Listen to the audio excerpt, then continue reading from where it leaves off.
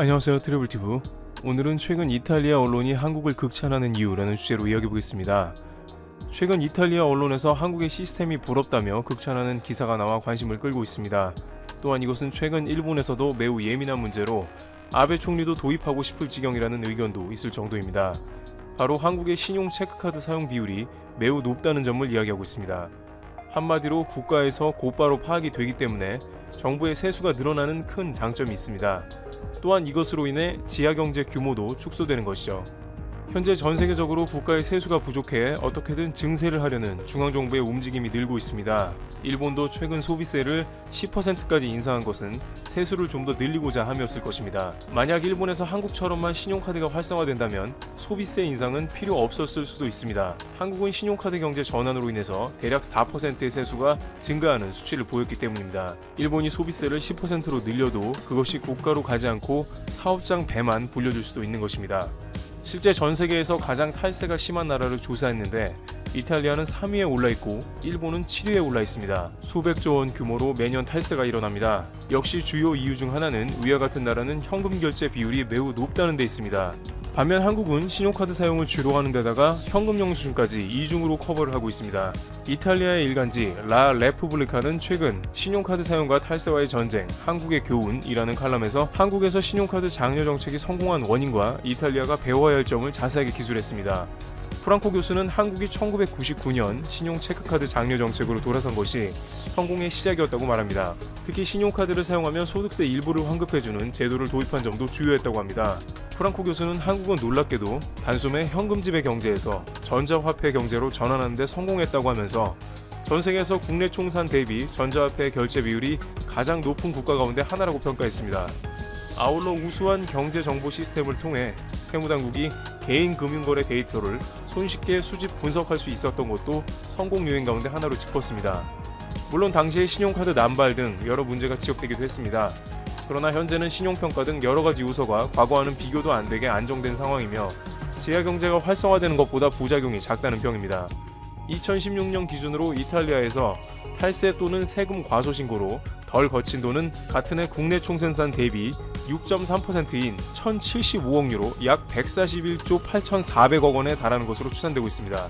유럽에서 가뜩이나 재정 문제로 도마에 올라있는 이탈리아는 연간 141조 원의 돈이 샌다는 것이 매우 크게 느껴질 것입니다. 따라서 현재 이탈리아의 새 연립정부는 한국과 같이 지하경제 근절, 세수 확보 등을 위해 신용 체크카드 사용에 혜택을 주는 정책 도입을 검토한다고 최근 밝히면서 한국과 같은 제도 정착이 되기를 바라고 있습니다. 한국의 신용 체크카드 사용률은 G7 국가들조차 크게 부러워하는 점인 것입니다. 애플의 최종 테스트에서 실패한 것으로 드러났습니다. 미국의 최대 IT 기업 애플은 그동안 아이폰용 OLED를 전량 삼성에서 수입했습니다. 하지만 애플은 경쟁 기업인 삼성에 대한 의존도를 줄이고자 중국의 BOE를 공급사에 추가했는데 BOE는 애플의 까다로운 기준을 최종 통과하지 못한 것입니다. 애플의 높은 기준을 통과한 것은 삼성과 LG뿐이었습니다. 내년부터 한국 기업에 대한 의존도를 줄이고자 했던 애플은 다시 한국에 의존할 수밖에 없게 된 것입니다. 또한 삼성전자는 최근 인텔로부터 PC용 중앙처리 장치 위탁 생산을 따냈습니다. 미국 최대 반도체 기업인 인텔은 하반기에 CPU 생산량을 두 자릿수로 늘렸지만 공급에 차질을 빚었습니다. 이에 인텔은 삼성전자에 CPU 위탁 생산을 맡긴 것입니다. 삼성전자는 지난 4월 발표한 반도체 비전 2030에서 시스템 반도체 사업 경쟁력 강화를 위해 2030년까지 133조 원을 투자해 세계 1위에 오르겠다고 밝힌 바 있었습니다. 이제 인텔의 CPU 위탁 생산까지 맡으며 그 계획이 실현되어 나아가는 것으로 보이고 있습니다. 최근 삼성전자가 일본 최대 IT 기업인 소니에 새로운 SSD를 공급할 수 있다는 보도가 나왔습니다. 지난 26일 IT 전문 매체 샘 모바일은 삼성전자가 게임 콘솔에 적합한 새로운 비유발성 저장장치 규격 SSD 솔루션을 개발하고 있다고 보도했습니다. 중요한 것은 2020년 출시되는 소니 플레이스테이션 5에 삼성전자의 새로운 SSD가 채택될 것으로 보인다는 것이었습니다. 샘 모바일은 삼성전자가 소니와 협력하면 메모리 반도체 사업에서 큰 혜택을 볼 수 있다고 보고 있습니다. 소니 게임은 매우 큰 고객을 가지고 있기 때문에 플레이스테이션 5가 삼성전자에서 만든 SSD를 채택한다면 삼성전자 반도체 사업에 큰 수혜가 예상되고 있다는 것입니다. 지난 7월 일본은 경제 도발을 할 때 한국의 반도체 기업들에게 타격을 주려 했습니다. 하지만 지금 일본은 오히려 한국의 반도체 기업들을 더욱 성장시켜주는데 도움을 주고 있습니다. 지금 현재 한국의 반도체는 일본 기업들에게는 없어서는 안 될 존재가 되었기 때문입니다. 최근 일본 파나소닉은 반도체 부문을 대만 누버톤 테크놀로지스에 매각했습니다. 파나소닉은 1990년대 전후에는 반도체 매출 세계 상위 10위권에 들어갔지만 한국과 대만 업체의 급성장으로 인해 고전해왔습니다. 하지만 파나소닉은 최근 전동차의 배터리 관리에 사용하는 반도체를 강화하겠다며 재건에 나섰지만 2019년 회계연도 매출 922억 원에 영업적자 235억 엔을 기록했습니다. 결국 파나소닉은 반도체를 포기했습니다. 이렇게 일본 내 반도체 산업이 무너지면서 이젠 한국에 의존할 수밖에 없는 형편이 되고 있는 것입니다. 일본은 점점 반도체와 디스플레이 등에서 글로벌 기업들에게 밀려나고 있습니다. CNN은 지난 26일 기사에서 일본이 점점 기술 경쟁력을 잃고 있다고 보도한 바 있습니다. 한때 세계에서 혁신적인 기술의 리더였지만 지금의 일본은 혁신 경쟁에서 훨씬 뒤처진다는 것입니다. 컨설팅 회사 맥킨지 연구에 따르면 소니, 도시바와 같은 회사의 매출이 애플, 삼성과 같은 업계 리더의 매출보다 크게 떨어질 때까지 일본은 약 2000년대까지 속도를 유지하고 있는 것으로 나타났습니다. 전문가들은 또한 창의성과 혁신을 저해하는 위험을 피하려는 금융 시스템과 결합된 일본의 획일화된 업무 문화로 인한 혁신 감소를 비난했습니다. 한국 기업들이 세계를 점령해 가는 동안 일본이 안 되는 이유를 이렇게 말했습니다. 일본의 시즈오카 대학의 한 교수는 일본은 실패하면 눈살을 찌푸리는 문화에 본고지라고 했습니다. 일본 기업에서 성공하는 것보다 실패하지 않는 것이 더 중요하다는 것이었습니다. 이 때문에 지금의 일본 기업들이 뒤처지고 있다는 것입니다. 한국 기업들은 과감하게 투자하고 빠른 혁신에 나서고 있지만 일본 기업들은 실패를 두려워해 주저하고 있었습니다. 좋아요는 큰 힘이 됩니다. 일본은 지금 아베의 긴급사태 법률 개정 때문에 많이 시끄럽습니다. 쉽게 말하면 계엄령 선포와 같은 칼자루를 아베에게 맡기도록 법을 바꿔달라는 것입니다. 금방 들어도 말이 안 되지 않습니까? 아베는 세계적인 악재 때문에 국민의 생명과 건강에 중대한 영향이 발생할 상황이기에 특별조치법의 개정이 필요하다고 주장하기 때문입니다. 긴급사태선언은 국민의 생명, 신체, 재산에 중대한 피해가 생기거나 생길 우려가 있는 긴급사태에 발효하는 것입니다. 현행 특별법은 총리가 기한이나 구역을 규정하고 긴급사태를 선언할 수 있다고 규정하고 있지만 2013년에 시행된 이후 선언된 사례는 아직 없습니다. 아베는 특별법을 개정하는 절차가 꼭 필요하다고 고집을 피우고 있고 아베의 속셈을 다 알고 있는 야당과 언론은 알고도 속아줘야 하는 입장이라는 거죠.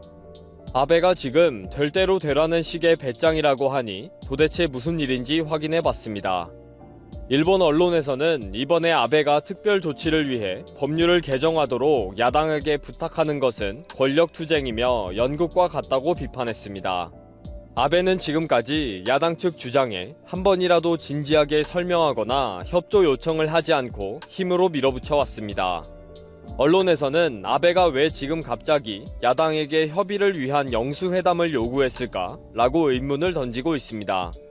결국 야당이 협조에 잘 마무리가 되면 아베의 리더십이고 야당과의 정책 관계가 협력하거나 하지 않았다면 야당의 책임이 되는 것, 이것이 아베의 잔머리인 것이라는 거죠. 바닥에 떨어진 지지도를 높이는 방법으로 강력한 리더십을 보여주기 위해 극도의 불안과 위기를 이용하는 것입니다. 그렇기 때문에 아베는 특별법의 제정을 통해 야당에게 협조 요청을 위한 영수회담을 하고 싶어 합니다.